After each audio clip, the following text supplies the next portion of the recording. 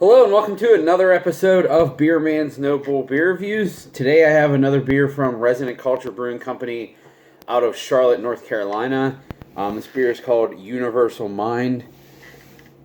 I'm really glad that they rebrewed this again because I missed it the first time they did it. I think I was out of town or something. But this is a IPA double dry hopped exclusively with Citra. So it's I don't know if that means it's the whole beer is Citra or just the double dry hop is Citra. I'm not really sure, but I think the whole beer is Citra. And this is 6.5 ABV. So I did have this on tap the day it was released, and I thought it was great. So I'm excited to try it out of the can. See if I have a similar experience. Drink the excess water out of there.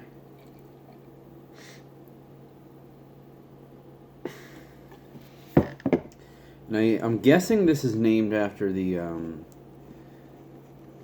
Actually, I shouldn't say I'm guessing. I wonder if this is named after the Doors song "Universal Mind."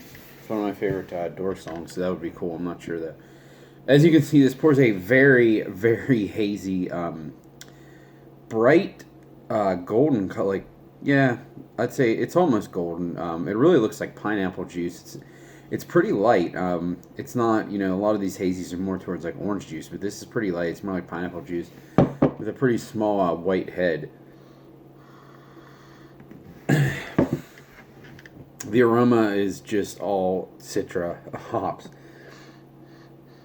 Definitely a lot of tropical character, peach, some pineapple. There is a little bit of like some stinky weed character to it too.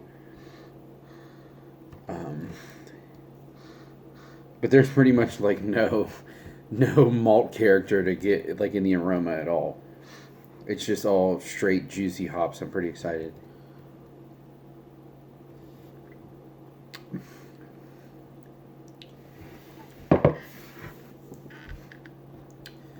Wow. I mean, that is pretty much a perfect display of Citra. They get a lot of flack locally. Some people say that their stuff is too green sometimes, and like sometimes has that like oniony, garlicky character. I kind of get that on some things, but I don't think it affects me nearly as much as it does other people, and I still love pretty much all their hoppy stuff. But there's no way I'd be shocked if someone said that about this one. This is not green, not overly bitter.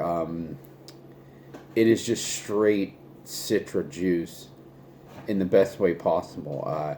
This is probably I'm trying to think if there's another single IPA from them that I've had that I like better than this. My favorite two IPAs I've had from them were Soul Sauce. Actually, there's three that really come to mind when I think about it. Soul Sauce, Fire Walk with Me, and Thunder Stud.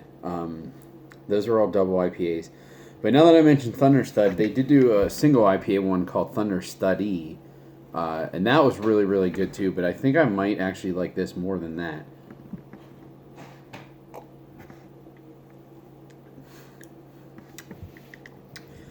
It's the bitterness level was absolutely perfect. It's just enough to balance the sweetness. There really isn't much sweetness to it either, though. It's for New England style IPA. It's actually pretty dry. Honestly, if I was going to think of a negative thing about this beer, and this is just me being completely subjective because I don't really think there is anything bad.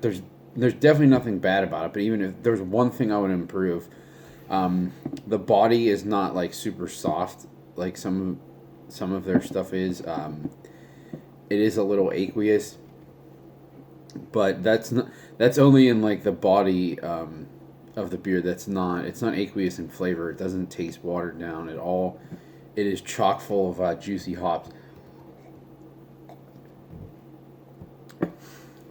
And today is June 1st, and this was canned on